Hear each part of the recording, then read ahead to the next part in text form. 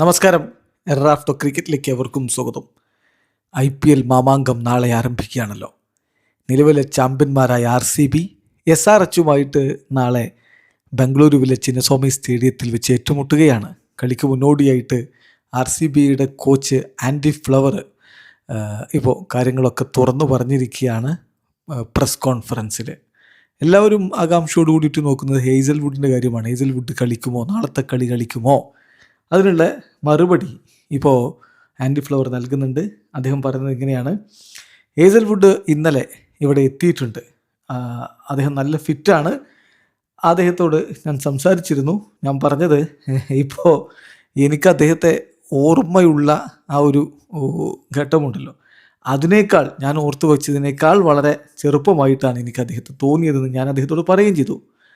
പക്ഷേ അദ്ദേഹം ഇപ്പോൾ ഫുൾ ഫിറ്റ്നസ്സിലേക്ക് എത്താൻ വേണ്ടിയിട്ട് നന്നായിട്ട് വർക്ക് ചെയ്തിരിക്കുകയാണ്. വളരെ ക്ലോസ് ആയിട്ട് ഇപ്പോൾ ക്രിക്കറ്റ് ഓസ്ട്രേലിയയുമായിട്ട് അദ്ദേഹത്തിൻ്റെ ഫിറ്റ്നസിൻ്റെ കാര്യത്തിൽ ഞങ്ങൾ വർക്ക് ചെയ്യുന്നുമുണ്ട്. അദ്ദേഹം ഓൺ ടൈമിൽ ടീമിലേക്ക് എത്തിയിരിക്കുകയാണ്.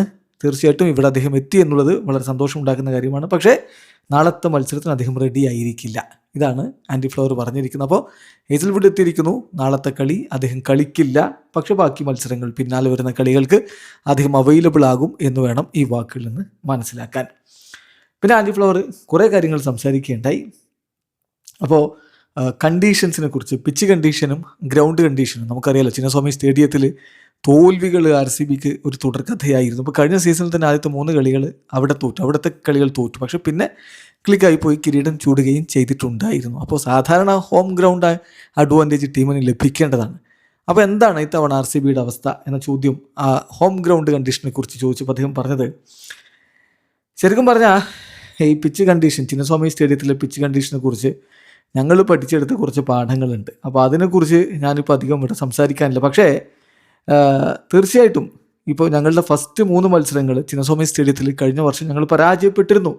എന്നിട്ട് ആ പരാജയത്തിൻ്റെ എക്സ്പീരിയൻസിൽ നിന്ന് ഞങ്ങൾ പാഠം ഉൾക്കൊള്ളുകയായിരുന്നു. കണ്ടീഷൻസ് തീർച്ചയായിട്ടും കഴിഞ്ഞ തവണത്തേതിനേക്കാൾ സ്ലൈറ്റ്ലി ഫസ്റ്റ് ഹാഫിൽ കുറച്ച് വ്യത്യസ്തമായിരിക്കും.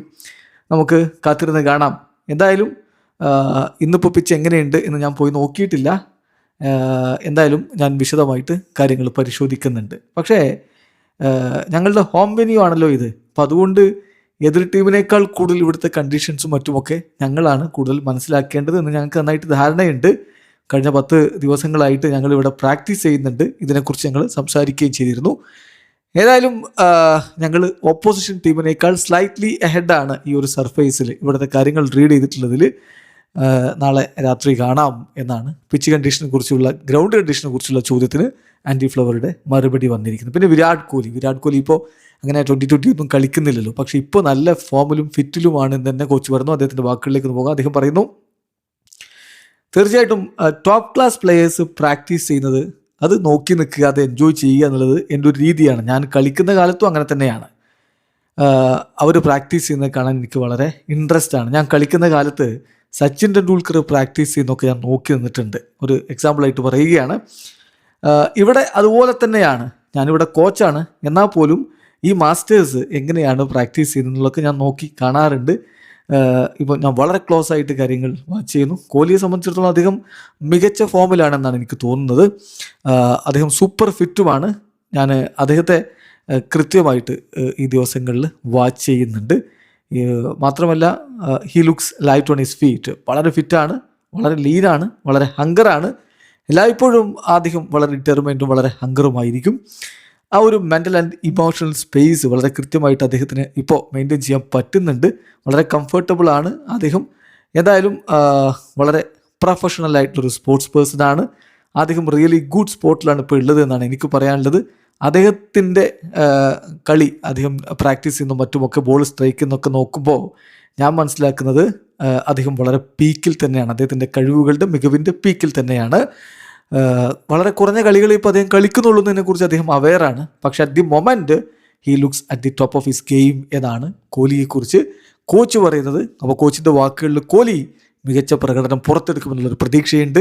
അത് തന്നെയാണ് ആരാധകർക്കുമുള്ളത്. അതോടൊപ്പം തന്നെ captaincy, Rajat Patidar captain, Jitesh Sharma vice captain. അപ്പോൾ ഈ ക്യാപ്റ്റൻസി ഗ്രൂപ്പിനെ കുറിച്ചുള്ള ചോദ്യത്തിന് അദ്ദേഹത്തിൻ്റെ മറുപടി തീർച്ചയായിട്ടും വളരെ പ്രതി അമേസിംഗ് ആണ്. ഫസ്റ്റ് ഇയറിൽ രജത് പട്ടീദാറിൻ്റെ ക്യാപ്റ്റൻസി കിരീടം സ്വന്തമാക്കി എന്ന് പറഞ്ഞാൽ MP-ക്കൊപ്പം, അതായത് മധ്യപ്രദേശിനൊപ്പം വളരെ കുറഞ്ഞ ക്യാപ്റ്റൻസി എക്സ്പീരിയൻസ് അദ്ദേഹത്തിന് ഉണ്ടായിരുന്നുള്ളൂ. അദ്ദേഹം ടീമിനെ ലീഡ് ചെയ്യുന്ന രീതിയിൽ ഞങ്ങൾ ഹാപ്പിയാണ്. വളരെ ലൈക്കബിൾ ആയിട്ടുള്ള ഒരു മനുഷ്യനാണ്. അതുപോലെ തന്നെ ഡ്രസ്സിംഗ് റൂമിൽ വെൽ റെസ്പെക്റ്റഡുമാണ്. വളരെ നൈസ് ആൻഡ് കാമായിട്ട് കാര്യങ്ങൾ കൈകാര്യം ചെയ്യും. ബൗളേഴ്സിനെ അദ്ദേഹം അപ്രീസിയേറ്റ് ചെയ്യും.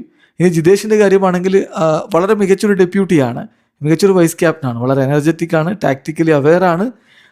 ഒരുപാട് ഗെയിമുകൾ സ്റ്റമ്പിന് പുറകിൽ നിന്ന് കണ്ടയാളല്ലേ. സോ നല്ല രൂപത്തിൽ അവർ ഒരുമിച്ച് വർക്ക് ചെയ്യുന്നു. ടീമിന് നല്ല രൂപത്തിലുള്ള വാല്യൂസ് അവർ കൊടുക്കുന്നുണ്ട് എന്നുകൂടി കോച്ച് പറയുന്നത്. ഏതായാലും എല്ലാം സെറ്റാണ് എന്നാണ് ഇപ്പോൾ ആൻഡി ഫ്ലവർ പറയുന്നത്. അത് കളിക്കളത്തിൽ നാളെ കാണാൻ പറ്റുമെന്ന പ്രതീക്ഷയിൽ ആരാധകരും കാത്തിരിക്കുന്നു. വീഡിയോ അവസാനിക്കുന്നു. ക്രിക്കറ്റ് ലോകത്തെ കൂടുതൽ വിശേഷങ്ങളുമായി റാഫ് ടോക്സ് വീഡിയോ എത്താം.